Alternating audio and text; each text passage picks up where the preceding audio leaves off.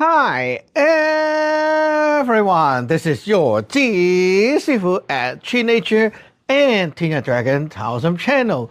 Today I am recommending you another movie.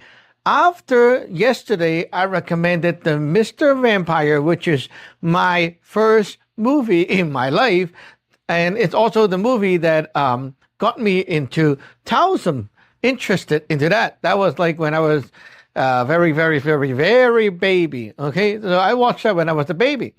Now this one is by Sammo Hung. It's called 鬼打鬼, in English, spooky encounter. It doesn't really translate the movie name, but anyway, this thing is really cool. You can't find anything like that in the West. It's about two lineage brothers, and they are like in the same lineage, but they have different mindsets. So one is the righteous guy who like, oh, I like to help people. I don't really care about money. The other one is like, I want money, and I'm the evil guy who will just help the rich one to do magic, to do whatever they want, to help them achieve the goals, right? So the whole movie is about this two-party battling each other's and then getting other people involved in the middle.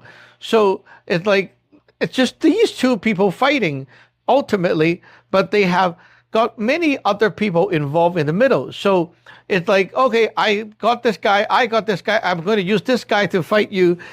Well, that's exactly how it works in magic all the time. People are not going to attack you with their own self. They're going to get something in the middle, the medium, to attack you. And it's kind of scary like that, right? Yeah.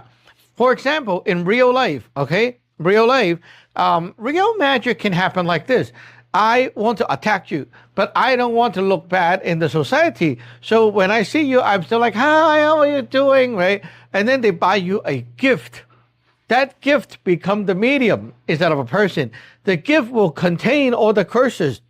You take it home, you thought it was like, oh, this is a very expensive gift. I'm not going to trash it. I'm going to put it here.